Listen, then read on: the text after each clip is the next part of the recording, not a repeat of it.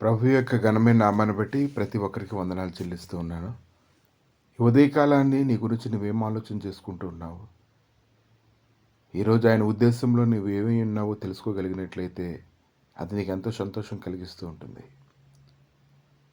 యేసు ప్రభు శరీరధారిగా భూమి మీద ఉన్నటువంటి దినముల్లో, పరిచర్య చేసేటువంటి దినముల్లో ఆయన కొరకు ఎంతోమంది వెతుకుతూ ఉండేవారు. ఆయన దగ్గర నుంచి స్వస్థత పొందుకోవాలని. ఆయన చెప్పేటువంటి దయగలిగినటువంటి మాటల కొరకు ఎంతోమంది ఆయన కొరకు కనిపెట్టుకుంటూ ఉండేవారు.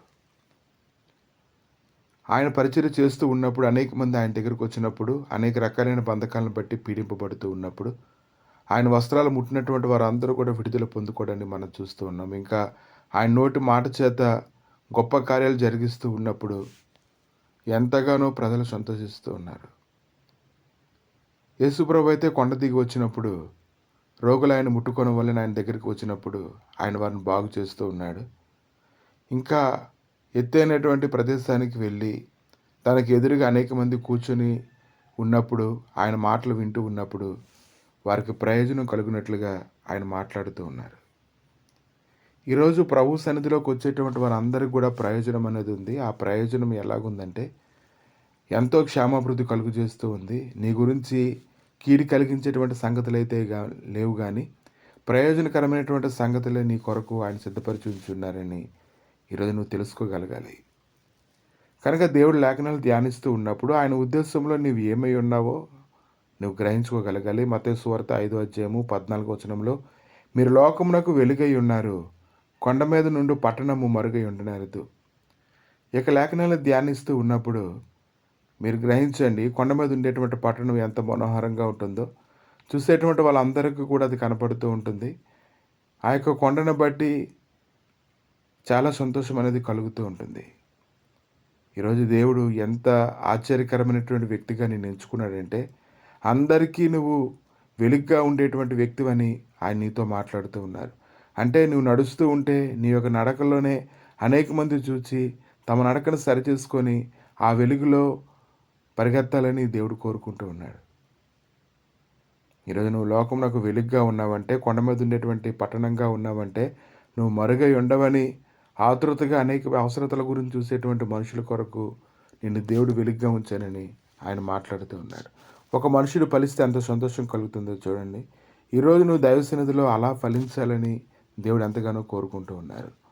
యోహాను సువార్త 8:12 నేను లోకమునకు వెలుగును, నన్ను వెంబడించేవాడు చీకట్లో నడువక జీవపు వెలుగును కలిగి ఉన్నాడు. కాబట్టి జీవపు వెలుగును మనం కలిగి ఉండాలని ఆయన మనల్ని లోకమునకు వెలుగుగా ఉంచాడని, ఇంకా కొండ మీద ఉండేటువంటి పట్టణం ఎలాగైతే అందరికీ కనబడుతుందో నువ్వు అన్ని విషయాల్లో అంత ఉన్నతంగా కనిపించేలాగా ఉండాలని ప్రభు అయితే కోరుకుంటూ ఉన్నారు. కాబట్టి దినాన్ని మనం గ్రహించాలి ఆయన ఎలాంటి కృపనిస్తూ ఉన్నాడంటే. యెషయా 48:16-18 చూసినప్పుడు, ఇప్పుడు ప్రభువు యెహోవాయు ఆయన ఆత్మీయు నన్ను పంపెను, నీ విమోచకుడును ఇశ్రాయేలు పరిశుద్ధ దేవుడినైన యెహోవా ఇలాగ సెలవిచ్చున్నాడు, నీకు ప్రయోజనం కలుగునట్లు నీ దేవుడినైన యెహోవానగు నేనే నీకు ఉపదేశం చేయుదును, నీవు నడవలసిన త్రోవను నేను నడిపించుదును, నీవు నా ఆజ్ఞలను ఆలకింపవలనని నేనెంతో కోరుచున్నాను. ఆలకించిన ఎడ్ల నీ క్షేమం నది వలెను, నీ నీతి సముద్ర తరంగముల వలెను ఉండును. కనుక ఈరోజు నీకు ప్రయోజనం కలగాలని ప్రభు ఎంతగానో కోరుకుంటూ ఉన్నారు. చూడండి, ఆయన అనుగ్రహించేటువంటి గొప్ప ప్రయోజనం ఏదైనా నువ్వు పొందాలి. నువ్వు లోకమునకు వెలుగ్గా నిన్ను చూసి ఆయన ఆనందిస్తూ ఉన్నాడు. కాబట్టి ఆయన ఏ ఉద్దేశంలో ప్రకారంగా నువ్వు ఉండాలని కోరుకుంటున్నాడో ఆ ఉద్దేశంలోనికి నువ్వు మార్చబడి, మలచబడి, చెక్కబడి ఆయన కొరకు నువ్వు ప్రత్యేకంపడిన వ్యక్తిగా నువ్వు ఉండాలి. అలా ఉన్నప్పుడు కొండ మీద ఉండేటువంటి పట్టణంగా ఆయన నిన్ను చేయనే ఉన్నాడు. నువ్వు దేవుని చేతిలో పడడం అనేది ఎంత గొప్ప భాగ్యమో నువ్వు ఖచ్చితంగా ఇదేనా నువ్వు తెలుసుకోగలుగుతావు.